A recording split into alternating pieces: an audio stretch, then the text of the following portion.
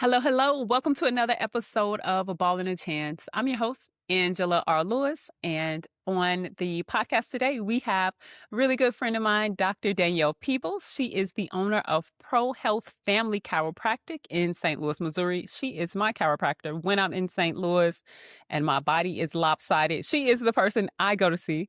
And so on the episode today, we want to talk about how athletes can take care of their bodies and training isn't the only thing they need to focus on, but also how sport connected us. And sport, as you know, has the ability to connect people from all walks of life. And so, Dr. Peoples, thank you so much for joining me today. Thank you for having me. You're welcome. You're welcome. We have so many conversations that aren't recorded about life. I would love for you to share with everyone a little bit more about your background. Okay. So, as she's introduced to you, I am Dr. Danielle Peebles, Pro Health Family Chiropractic of St. Louis, Missouri. I am the chiropractor in my head. There is no other one. But here's the thing. I am more than just a chiropractor, just like I've given her a doctorate. She doesn't even know she grew to have it. But Lewis over here, okay, she is getting ready to get this doctorate that I just put in the universe for her. And as she has learned about me, that not only am I a chiropractor, but I am multifaceted just as she is. And I am an author, a professor, a mother, a wife. I have many hats. And did I tell you I was an author? Let me tell you about that too. So as an author, my goal is to educate. I am passionate about chiropractic, and I enjoy sharing with others what it is that chiropractic does, the benefits of it, and what more can people do besides stretching, walking, exercises, and the role chiropractic will play. So that's why I'm here with Angela today, so I can share it with you all. Yes, thank you. And you are multifaceted.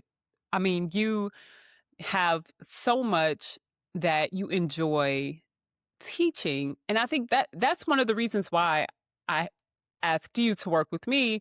And I came to you is because a really good friend of mine, Emily, was like, you have to meet Dr. Peoples. She's going to actually teach you about the body. What are some things that athletes don't know about their bodies that they probably should know? Woo. That in practice, I've come to learn that there are a lot of holes in the education that athletes receive. Athletes, I'll tell you what, one Olympian, I had an Olympian in my office. He was a track star. And he said to me, and this really put it into perspective for me, just tell me what to do and I'll do it. Most athletes, you tell them to do something, they'll do it. So if you tell them, go train this way, they'll perform that way. They'll go train and do what they need to do because they want to perform better. Or if you say, do this stretch, that's not to say this is all athletes. But once you give them a directive, they'll do it as you're telling them. Sometimes leaving out the possibility of researching and learning because they're used to being guided, if that kind of makes sense. It does. It does make sense. And so they're used to being guided or coached to do things. Now, if your coach doesn't give you all the tools and tell you more about chiropractic, because maybe the coach doesn't do chiropractic, then that athlete misses that opportunity. But whenever I do get an opportunity to work with athlete, then the athlete will get a chance to learn not only how to just do, but how to recover, how to rest, how to prevent injuries. As when you're in your respective sports, sometimes you just accept that a certain injury is just part of the job. And you're like, oh, it's going to happen anyway, I'm fine. But there are measures you can take, especially when it comes to including chiropractic, that'll help you prevent as well as treat should you get injured and then recover and rehab. Now, the additional thing, the little asterisk I'd like to give my patient is not only how does it affect your muscles, your joints, your ligaments, but other areas that you will see your injury show up. For example, your eyes, they may be blurry. Maybe they're itching more than usual. They're watery. That's associated with injury. Or you may notice that your urinating pattern has changed. Now I'm getting up a couple of times a night, or my urine stream doesn't sound as forceful as it used to. It's starting to kind of dribble. Those are associated symptoms with injuries that comes with the various injuries that athletes may experience. That's really interesting. Yeah, I didn't know that how much chiropractic care could help unlock some of the other things that we have going on. So one time I was in your office on the table and I just felt like a release, and there was a bunch of pressure. And then you did what you did with the activator, the device, which we'll get into. And then I felt this tremendous release kind of in my head, but I didn't necessarily know that it was connected to so many other Correct. things. Yes, and a lot of times, not just athletes, but people in general don't realize that their aches and pains extend into these other areas of our body and create these other systems. And so symptoms, and that is why I take my time with each patient. Every time you come in my office, it is a lesson. It's a learning time. And so I will share those with you based on what you present with that day. One of the reasons, and one of the reasons that I really enjoy working with you is the very first day you did an assessment, there was this like body scan and you marked all these marks where my body was all jacked up. Like I was all out of whack. And then the next time, you marked a little less and the next time, and it was great to see that progression. But the main reason that I wanted to get to know you and come to work with you is because I don't like manual adjustments. They make me feel uncomfortable. When I hear the large pops, like I'm uncomfortable. Will you talk about what the activator method is and the little device that you use and how that differs from manual adjusting? Absolutely. Now, before you all come for me, yes, I know how to manually adjust. Okay. That is the first technique that I learned as a chiropractor going through my learning, through my studies, through the program. And it's called diversified adjusting for those who wants to know the technique name.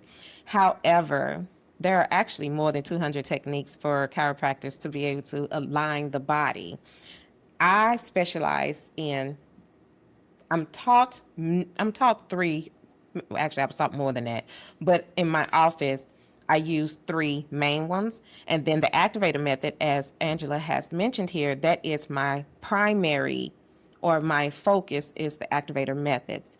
So, whereas the manual adjusting is called diversified, there is another technique called activator methods, which is a tool assisted adjusting. Now, the tool itself looks like, someone says it looks like a pogo stick. That may be a generational description. Some people say it looks like a large syringe, but it's actually a spring loaded blunt tip tool. And what it does is it allows me to get up on the joint and be very specific and cover very specific area of the joint, and the vibration pops the joint back in place. I don't have to use my body weight to do it. Also, the activator method is a push button version of another technique, which is called Logan Basic Technique. The Logan Basic Technique was founded by Dr. Hubie Logan, who is the person from which Logan University College of Chiropractic was named. And that technique, I call that, now everyone doesn't play spades, but for those who play spades, in the Midwest, this would be my big joker. But if you're out east in Boston somewhere, you would say this is my deuce. For those who play spades, okay. But anyway, it's the card that beat everything. So with the Logan Basic technique, I can adjust you from head to toe by holding one ligament and simply twisting my arm. The activator method was created as a push button version of the Logan Basic. So I can use this tool, locate the joint or space that needs to be corrected, place that tool, click it, and you wouldn't even have to prepare for it. You don't have to anticipate. You can anticipate it. And the reason is because you're face down. You do not have to twist over. I don't have to turn anything. You're face down. And by the time that you hear the tool click, the adjustment has already been made. It moves too quickly for the brain to guard against it. So that makes the treatment faster and my results come quicker. Yes, and that's why I love it, because I don't even know what's happening. She You doesn't even know what's cannot. happening. Yes. There have been times where I was like a wreck, and then I could feel it a little bit, but most of the time I have no idea that what just happened. You hear it, but you don't know. Will Yes. you go back a little bit? Part of this podcast is creating a vision for your future, right? How did you even know that this is what you wanted? How did this come to be for you to be a chiropractor and a professor and an author? I mean, you can kind of talk about each one. Okay. Ever since I was 6, thereabouts, I was 6 years old. I knew then I wanted to be a doctor, and I was on this path. I'm going to be a doctor. Everyone knew it, and my family started to feed and nurture that dream to be a doctor. And I received my first stethoscope. So every year for Halloween, I was a doctor. I would dress up as a doctor. I was determined. Wrote Dr. Peebles on everything. And as I continued to learn more about the medical field, my heart became set on neurosurgery. So I'm chasing neurosurgery. I've always enjoyed the nervous system. I just had an affinity to it. So as I became older, I'm now in undergrad, just finished my junior year in undergrad. I received a phone call. At that time, I was working in the financial aid office at St. Louis University on my path to become a doctor, correct? So I'm working in the financial aid office and I get a phone call from the Med campus, St. Louis University Medical Campus, the Office of Diversity and Multicultural Affairs. That's what it's called. So I received a phone call. They said, "Hey, Danielle, we would like for you to interview for this position." This program was looking for a 6-week program coordinator for them to run a program that was geared towards high school students aspiring to be medical doctors. There was just something interesting about them calling me. They didn't want me. They didn't want me. Now, it wasn't because of Danielle being who she is. The reason they didn't want me was because at that time I was an undergrad student. And usually that program is run by second year med school student. They could only find one second year student to be interested in the program. But someone I met one time said, "Give it to Danielle Peebles." This is why I am such a believer of you never know who's watching or who you may meet that may want to vouch for you or need to vouch for you.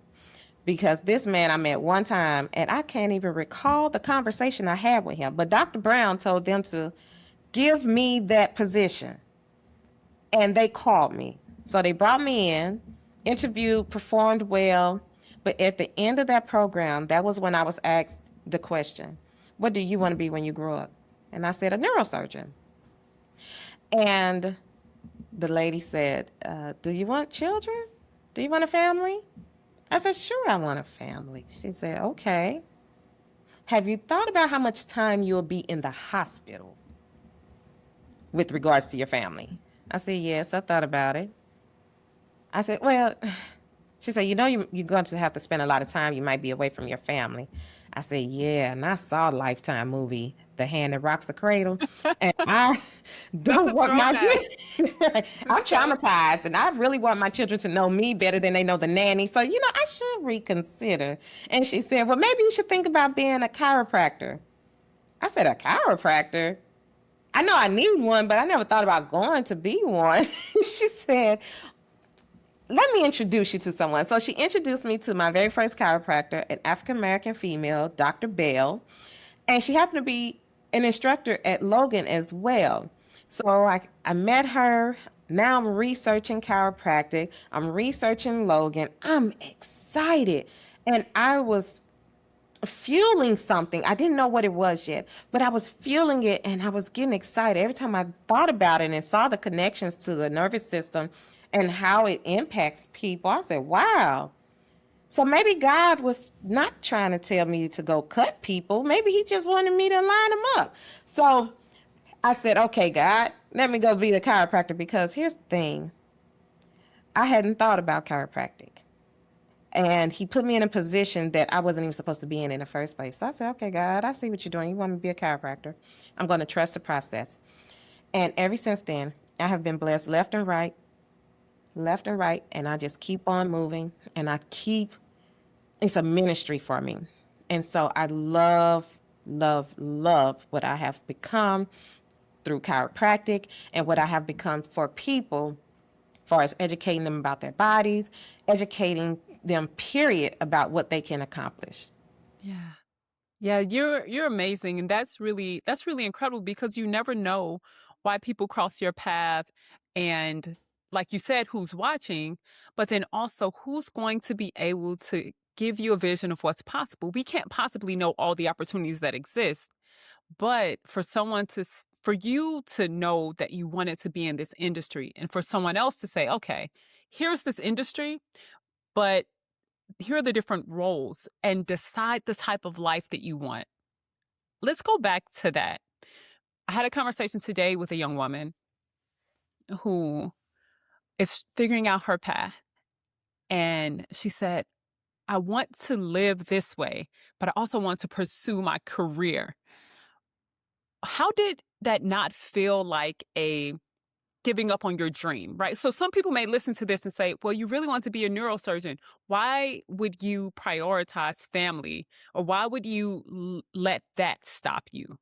That's a great question. And I'm glad you slowed me down. So in high school, just as I'm getting ready to transition from high school to college, I was a part of a program called Upper Bound. And Upper Bound exposed me to so many things. It's a part of the TRIO programs, if you've ever heard of this program. So at Upper Bound, I recall them asking us to evaluate our value system. So what are the things that's important to you? When I started undergrad, my value system ranked career, family, and then everything else. But by the time that I was getting ready to graduate from undergrad, my value system had changed, and it was family, then career. So that is why I started to pivot from neurosurgery to chiropractic, because my value system changed. If you really want to be honest with yourself, assess what your value system is and then start moving accordingly. So now, any decision I make, because family is so important to me, my decision lines up with family, and then career falls in place behind it. I want to add this. Yes, I always knew I wanted to be a doctor. But every opportunity presented to you does not have to be taken. You have to stay focused.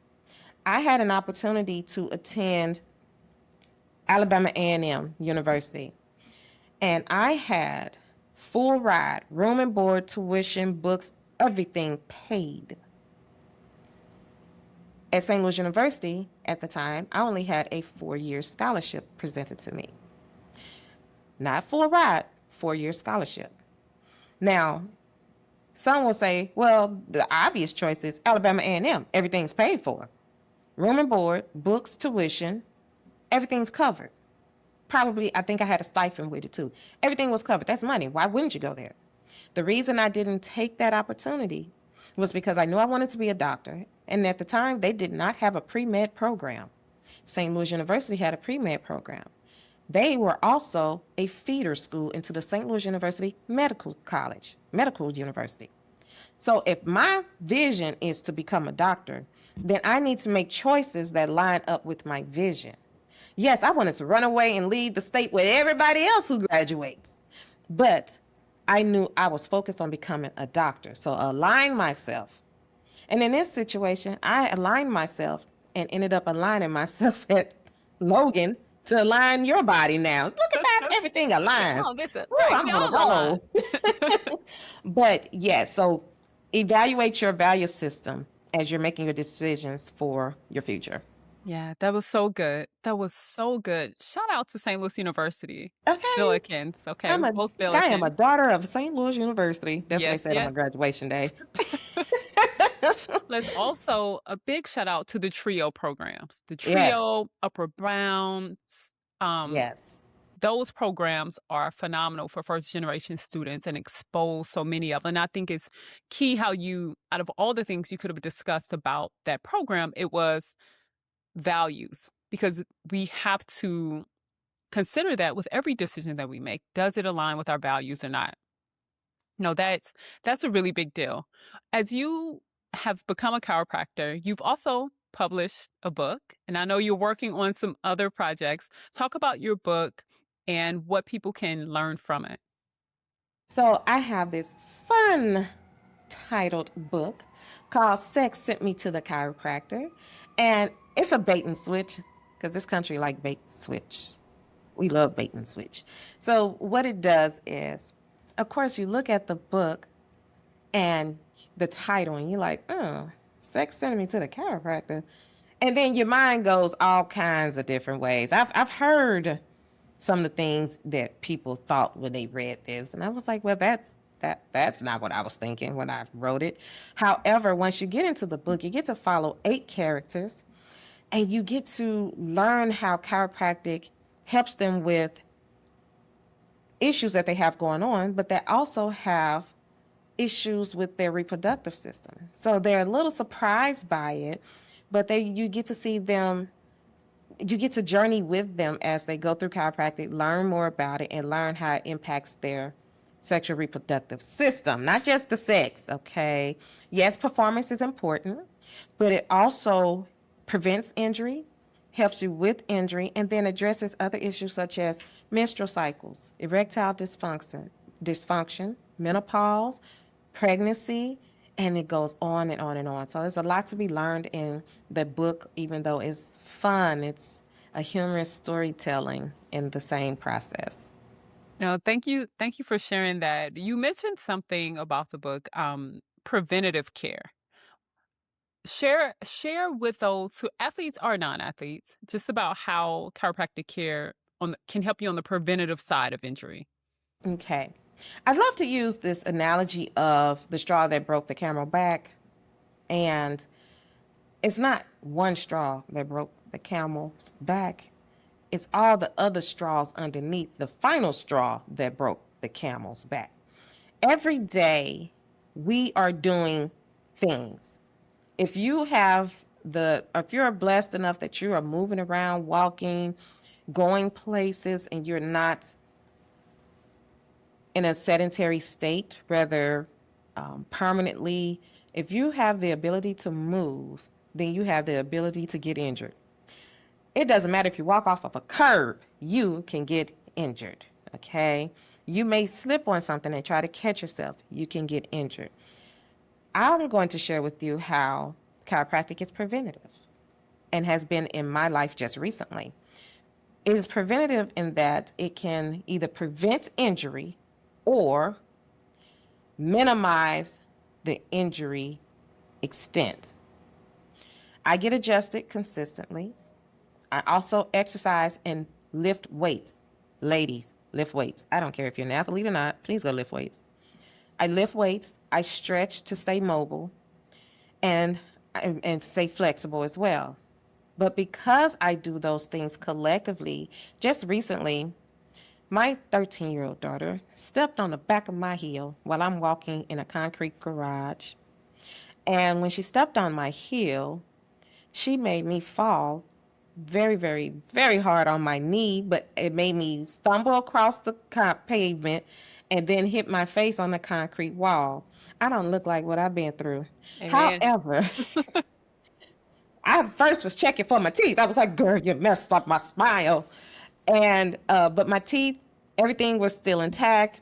In fact, I didn't have any blood in my mouth, surprisingly, as hard as my chin hit that wall.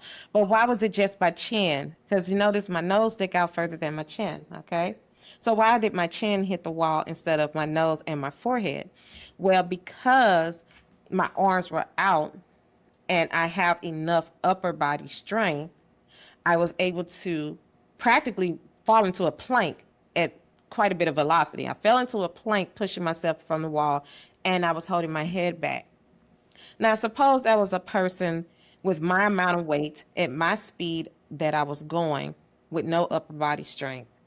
Then I would have more scarring that could have occurred. Forehead, nose, anything else could have really been more injured than it was instead of just my chin. Also, my knee, I was stuck in a flexion position the way I came down on my knee. And so I couldn't get up, actually. I had to call my husband, come get me up off this ground. But I said, bring my activator. Bring my activator because I could click my knee back in place. And so the activator allowed me to get back up. But with those things collectively, I minimize the amount of injury. And then those things collectively are helping me recover quickly. We are now 3 weeks out from the injury. I can walk. When people see me, I walk relatively normal. They don't really know. They don't have the trained eye that I have, but I can pull it off and look like I'm walking normally. And I can bend my knee a lot more. I still have to get an MRI this weekend, but it minimized the injury. It sped up my recovery time. And I expect to probably be back full recovery maybe in another couple of weeks. So that's where chiropractic really comes into play, along with the stretch. Oh, don't forget to rest. You have to rest. I slept a lot in those past 2 weeks. So luckily it was the holiday, which allowed me to rest, and that allowed my body to do what it does on the recovery end on a cellular level.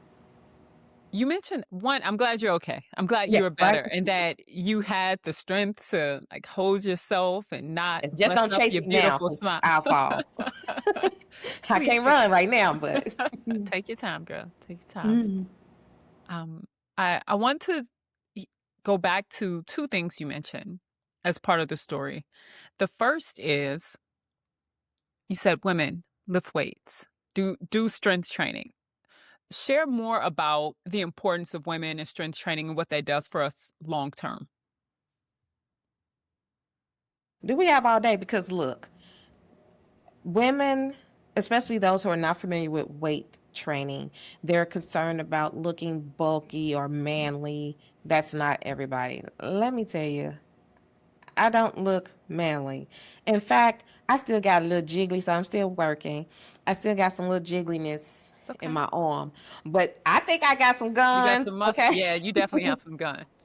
But I always had big arms. My potato salad is on point, apparently, according to my arms and their size. However, strength training really is important because it helps you with the simple things we do in life. For example, you want to bend down and be able to pick up your bag of groceries. Groceries aren't light. When you start adding up those bags or adding up the items in it, it takes strength and muscle to pick those up. So that's a bicep curl in the gym. If you're having to pull something down off of a shelf in your home, guess what? That's lats, that's several muscle groups in your body, but you want to be able to control whatever is coming down. That takes strength. So if you're weightlifting, you can control how things are coming down towards you, control things coming up towards you. So sitting down, guess what? You need muscles to get up and down up out of that seat. If you're doing squats in the gym, you can control how you sit and control how you stand from a seated position. If you are doing core work, guess what? If something's coming at you, you can quickly pivot. All that is important for just everyday living, but you're training for life literally when you're in the gym. So I encourage every female, get in there and lift weights, but get someone who knows what they're doing to teach you, because you can injure yourself if you don't have the proper form when you're learning. That's a great point. So for someone hasn't worked out a whole lot or hasn't lifted a whole lot, it's important to make sure you understand the form. But then weightlifting, I had this conversation literally yesterday with a mentee, and she wants to lift more and work out more. Where does someone start? Like, how do you even, for some people, going into the gym is intimidating. It Like, is. what do you do first? No, to start out, actually, I would encourage you to start off with stretching. Start off with flexibility because strength doesn't mean not being able to be flexible. Some people actually confuse that and think, oh, I strength train, I'm strong, I should be able to. But if you're strong and can't bend, you can still break. Something that's not bendable can break. Think about, look, it'll break in pieces, okay? You don't want to be the one that breaks in pieces if you have to fall. You want to be able to be limber and loose with it if you can do that. So, yes, your body is never meant to be rigid. We're not trees, okay? We're meant to be fluid and move like water. So, stretching is just as important as strengthening any part of our body. Yeah. That's really helpful though. So starting for someone who's new to like fitness, working out, make Start with stretching stretching. so that you can really get a feel for your body, where it's tight, what it needs, how it feels. Like that's really key instead of just jumping in there and just lifting everything because you feel like you should. Correct. And sign up for a personal trainer. Sometimes you can have personal trainers that would allow you into smaller gyms and where there aren't as many people. So kind of do your research. I'm not particularly overly excited about, you can follow some people on, but you need someone that can really correct your form and be there with you. So Yes. please look into getting a personal trainer to start. Even if you're afraid of the gym, all training doesn't occur in gyms. They Yes. may Oh, come to you. it's a lot of They may, training that occurs at home. You can do the training at home. yes. Yeah. For those, I'm going to shift gears just a little bit. I had a conversation with an athlete recently, and she was telling me how much she trains. And there's a lot of pride associated with working hard as an athlete. You and coaches tell athletes all the time, work out more. There's someone while you're sleeping, someone is working. There's a kid on the other Mhm. side of town that's working. People are working. You got to work. And it's true. You do have to put in the work to become a better player. What I would love for you to talk about is how do you balance the work and the rest and the recovery? So it's really key what a workout routine should be. Most athletes know that part. What can you give an example of a good recovery and rest routine to combine with the working out in games? Now, I don't want to step on anyone's toes. I'm Too not late. anyone's okay. And you already stepped. Well, let me The go ahead and just question was for you to step on the toes. let me just go ahead and put the rest of this foot on it then. It's not only to work hard. Yeah, someone else may be working on the other side of town while you're sleeping, but it's about working smart. Working smart. I have an athlete that is relatively late into a particular sport. She's older than everyone in there. In fact, it's E. She's the oldest one in the gym at the boxing gym, but she doesn't work. She works hard, don't get me wrong, but she understands that she has to balance working hard with recovery and rest. And then she's outrunning everyone in that gym. She's out hitting. She Amazing. outlasts That is everyone in the gym, incredible. and she's older than everyone in that gym. Some of them, she's twice their age. Okay, so recovery, working hard doesn't mean that you're always going, going, going. That's not what working hard means. Working hard or working smart implies going, but also knowing when to rest, when to recover, when to stretch, when to massage, when to get an ice bath. All of that plays a role in being your best athlete. Because if you keep pushing, even your muscles are going to quit on you at some point. Even your joints are going to have a point where it says, this is enough. So if you push and then back off and allow it to recover, then you can start to push a little further. But you got to first recover from the first push, then take yourself to the next level. So to figure out that balance, create a schedule that includes rest. Don't guess. I've spoken with athletes that say, "Oh, I train 7 days a week." All right, fine. If you're going to train 7 days a week, well, when do you recover? And then you wonder why you're setting yourself up for more injuries. You have to recover. You're not a machine. You're still human. And rest is where your body recovers. When you're sleeping, that's when your cells heal because you're breaking things down. Yes, you're strengthening, but you're tearing up cells in the process. You're tearing up muscles. they have to recover for you. I know you keep hearing me say recover. What does that mean? They have to become, in order for them to respond to the stress you've given it, it has to take some time to process it and then develop a strength to it. Our body, if we're using a part of our body that doesn't particularly carry a certain amount of weight, then our body will trigger a response that says, let me lay down more bone to support this new strength. The muscle is going to do the same thing. Let me process what you're asking me to do, and then I'm going to build accordingly. That's how you bulk up. That's how the strength of it grows. Is because it has to have time to respond to the new stress, which is consistency. So build a schedule. When you lay that schedule out, put rest in there. Make sure you're drinking your water, making sure you're eating the appropriate things so that your body can get the nutrients that it needs to recover as well. Thank you. Thank you for that. You are not a machine. You're not a machine. You're not a machine. That is really key. Sometimes you feel like you have to keep going, but the And rest, that's for like athletes you said, and non-athletes, because we're constantly working in other facets that we will keep going. Machines break too, but you'll yeah, break before the machine does. very true.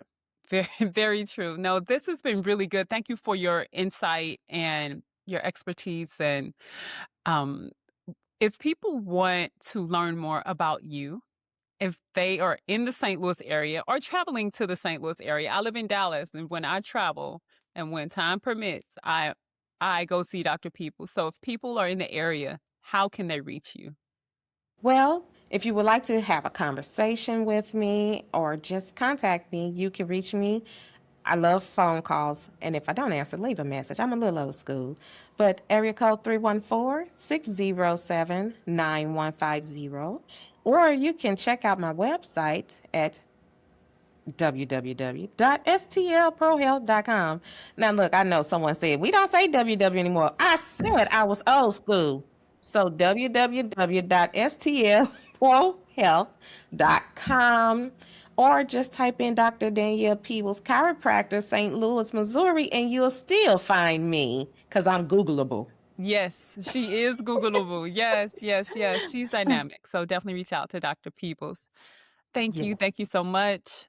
I wish you the best with your recovery, which I know you'll be fine because you Yes, know thank what you. I'm you good to need go and and how to adjust do it. and get myself together in here now. Well, thank you so much. And everyone, thank you for listening to A Ball and a Chance. So happy that you joined us today, and stay tuned for the next episode. Bye. Take care.